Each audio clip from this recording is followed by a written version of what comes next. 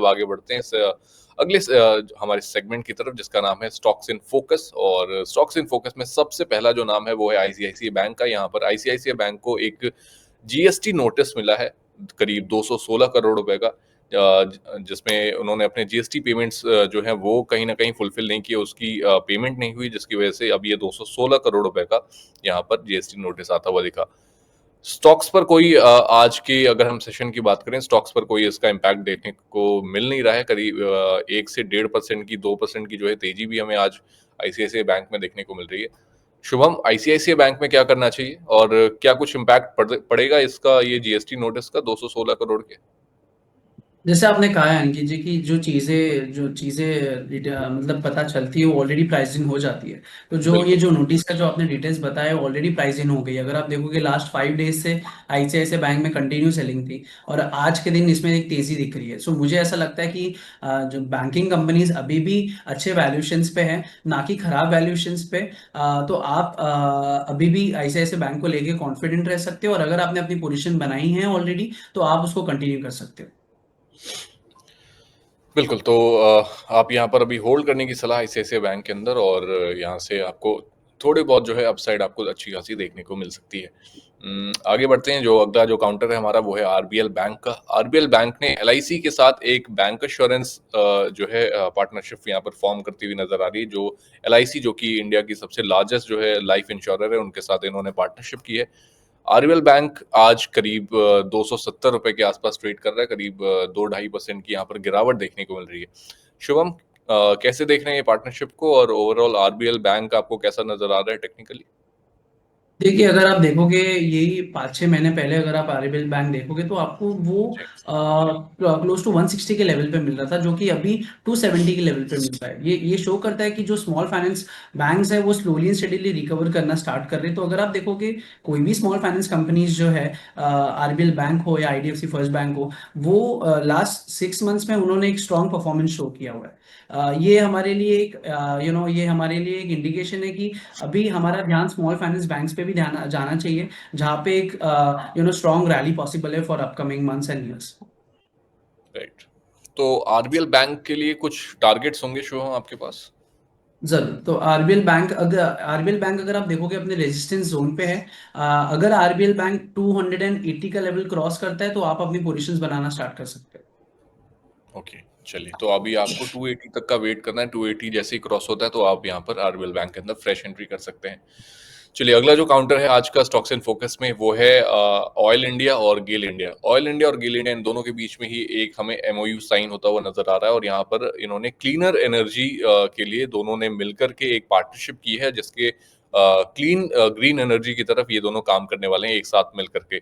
Oil India में भी आज हमें करीब कुछ मामूली सी करीब 0.83% की यहाँ पर हमें तेजी देखने को मिल रही है, और गेल इंडिया के अंदर भी आज हमें उतना ही करीब 0.72% की यहाँ पर गिरावट देखने को मिल रही है। पीएसयूज कंपनी है ये दोनों ही, ऑयल इंडिया, गेल इंडिया। क्या व्यू बन रहा है आपका शुभम? और ओवरऑल मुझे पीएसयू सेक्टर में क्या ये दोनों ठीक है, या कुछ और अगर बाइंग करनी है तो पीएसयू में क्या खरीद सकते हैं इस टाइम पर? मुझे ऐसा लगता है कि पीएसयू कंपनीज अभी अभी थोड़े अच्छे प्राइसेस पे हैं। अगर आप गेल इंडिया देखोगे तो उन्होंने परफॉर्मेंस अच्छा दिया हुआ है फ्रॉम लास्ट क्वार्टर्स, और आने वाले क्वार्टर्स मुझे ऐसा लगता है कि और अच्छा होने वाला है। क्योंकि अगर आप देखोगे कोई भी पीएसयू कंपनीज, अगर आप रेलवे कंपनीज भी देखोगे या पीएसयू बैंक कंपनीज भी देखोगे, वो अभी अच्छे वैल्यूएशंस पे मिल रहा है। तो अगर आप गेल और ऑयल इंडिया को लेके न्यू पोजीशंस बनाना चाहते हो तो आप जरूर बना सकते हो। गेल इंडिया में यहाँ से टारगेट आपका 230 का हो सकता है, और आप एक 160 या 155 का एक स्टॉप लॉस मेंटेन कर सकते हो। बिल्कुल। चलिए, अगला जो काउंटर है हमारे पास वो है आज नेस्ले इंडिया का। यहाँ पर नेस्ले इंडिया की तरफ से खबर आ रही है कि वो उड़ीसा में एक नया जो है इन्वेस्टमेंट करने वाले हैं, जिसमें वो अपनी जो रफ्तार है उसको भी कहीं ना कहीं तेज करने के लिए और अपनी मैन्युफैक्चरिंग को ज़्यादा बेहतर बनाने के लिए यहाँ पर काम करने वाले हैं।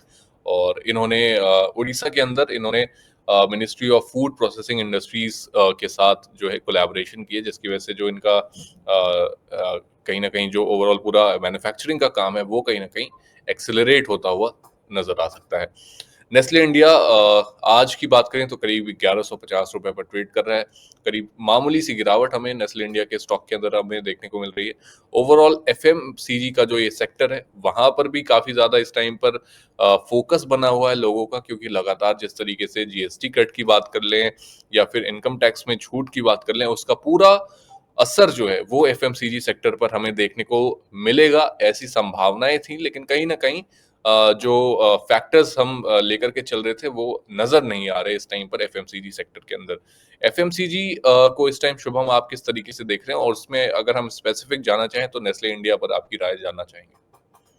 देखिए अंकित जी, कोई भी अगर सेक्टर, अगर गवर्नमेंट अगर वो सेक्टर को पुश करना चाहती है, जैसे गवर्नमेंट अभी कंजम्पशन सेक्टर को पुश करना चाह रही है, तो वो एक साइकिल के थ्रू से जाता है। आई मीन उसको 6 मंथ्स to 8 मंथ्स मिनिमम लगता है। सो जैसे नेस्ले ने अभी एक न्यू प्लांट डाला है, या कोई भी एफएमसीजी कंपनी अगर कैपेक्स करना चाह रही है, ये शो कर रहा है कि डिमांड वो लोग और एक्सपेक्ट कर रहे हैं, या वो ये सोच रहे हैं कि और डिमांड आने वाला है, जिनकी वजह से बिजनेस और ग्रोथ होने वाली है। सो ये या कोई भी सेक्टर को टर्न अराउंड करने के लिए, या एक एक न्यू सेगमेंट को ग्रोथ करने के लिए, उसमें एक मिनिमम 6 मंथ्स to 8 मंथ्स का एक पीरियड लगता है। तो एफएमसीजी सेक्टर अगर आप देखोगे, लास्ट 1.5 ईयर में उन्होंने बहुत बड़ा रिटर्न नहीं बनाया। अगर आप देखोगे हिंदुस्तान यूनिलीवर या Dabur India, most of the FMCG companies ने रिटर्न्स नहीं दिए हुए।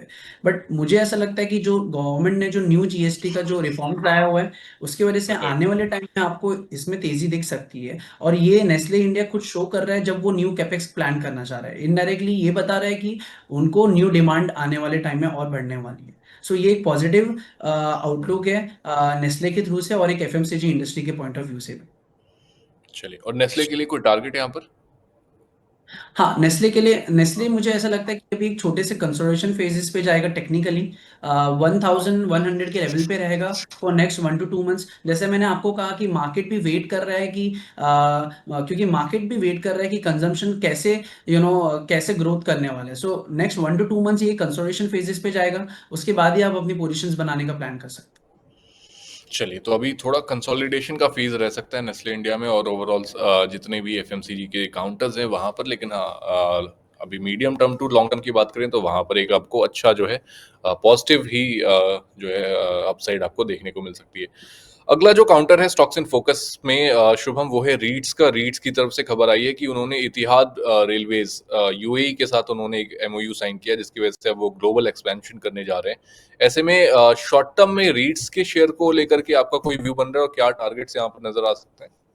अगर आप देखोगे अंकित जी, लास्ट वन वन ईयर में रीट्स को लेके बहुत सारे इन्वेस्टर्स लोगों का फोकस आया, और उसके वजह से रीट्स में परफॉर्मेंस भी अच्छी आ रही है। तो मुझे ऐसा लगता है कि गोल्ड गोल्ड हो या सिल्वर, दोनों कम्युनिटीज बहुत ज़्यादा पॉजिटिव है, एज वेल एज रीट्स में भी रिसेंटली इन्वेस्टर्स बहुत ज़्यादा कॉन्फिडेंट है। So for next two six six months to 1 year, REITs, gold and silver अच्छा परफॉर्मेंस कंटिन्यू कर सकती है।